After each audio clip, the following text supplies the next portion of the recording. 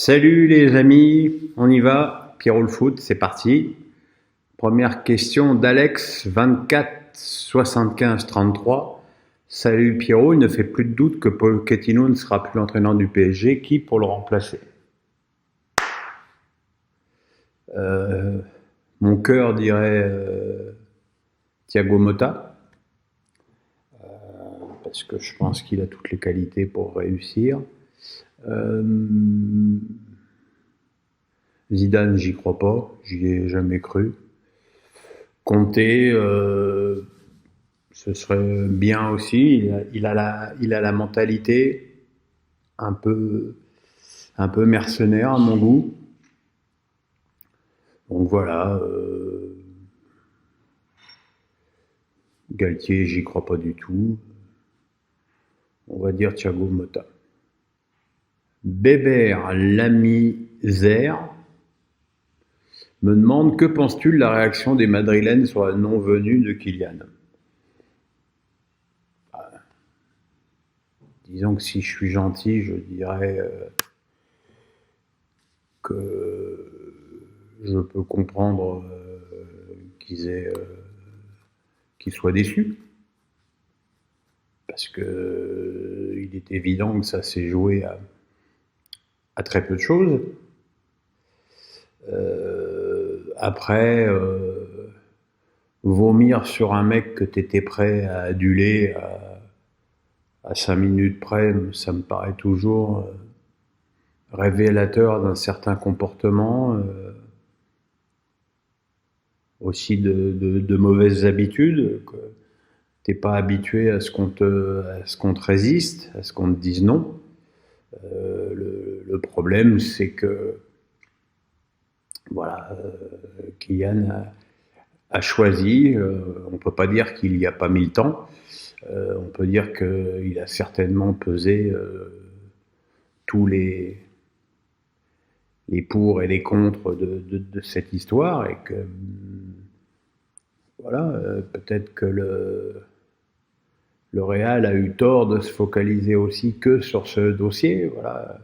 On peut espérer pour eux qu'ils sont plus en avance sur le dossier Tchouaméni, parce que s'ils venaient à se faire shipper Tchouaméni par le PSG, ce serait vraiment un camouflet. En tout cas, on peut reconnaître que si le PSG a des difficultés à remporter les gros matchs sur le terrain, dans la coulisse, c'est devenu quand même un adversaire très sérieux. Ils ont déjà mis plusieurs fois le Barça à l'amende. Là, ils ont remporté un match contre le Real, ce qui est quand même pas donné à tout le monde.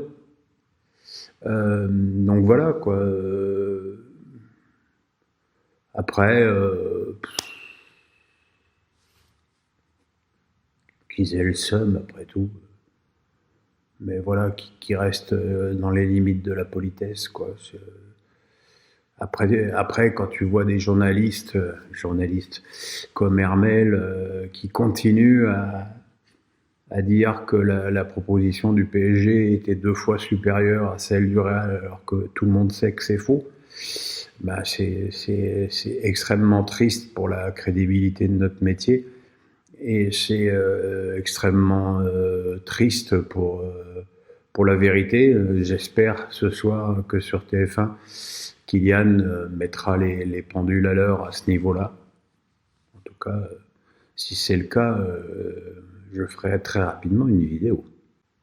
Eric. Salut Pierrot, penses-tu qu'on a les 2 meilleurs joueurs du monde en attaque en EDF? Oui, en ce moment, oui. Là, tout de suite, au moment où on se parle, oui, parce que le foot et une Coupe du Monde, c'est toujours la photographie d'un mois de compète, hein. Et on sait que dans une saison, tu as un mois où tu peux être en forme et un mois où tu peux ne pas l'être. Alors des fois, tu es un total inconnu, comme Toto Schillaci avec l'équipe d'Italie, et puis ta super forme tombe le bon mois de ta carrière.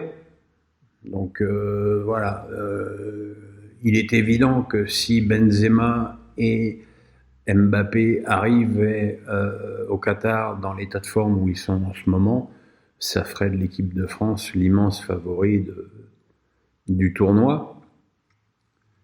Après, je pense que dans l'optique de la Coupe du Monde, le choix d'Mbappé de rester au PSG est le bon choix.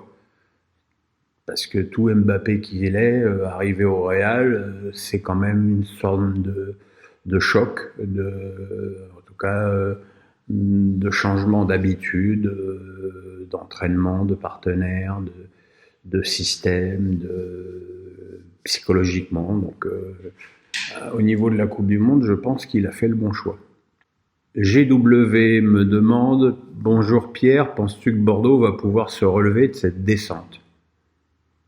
Oui, oui, oui, parce que si Bordeaux vient à conserver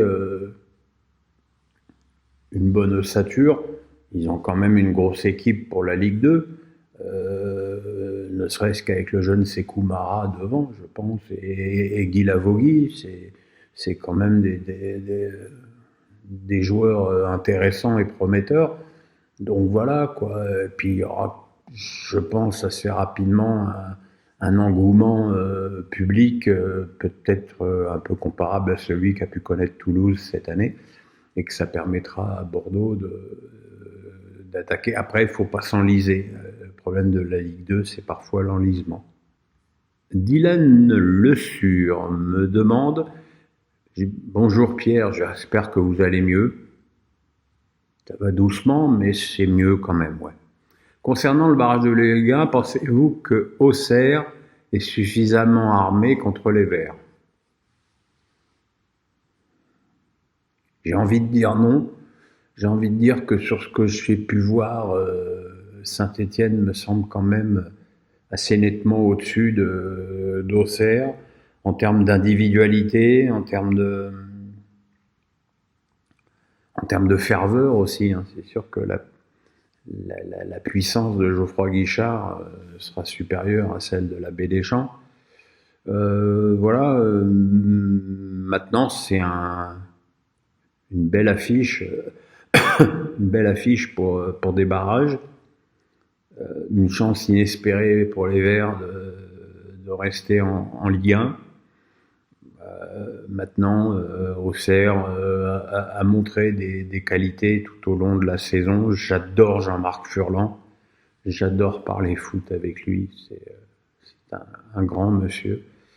Donc voilà. Mais j'attends ces barrages avec impatience.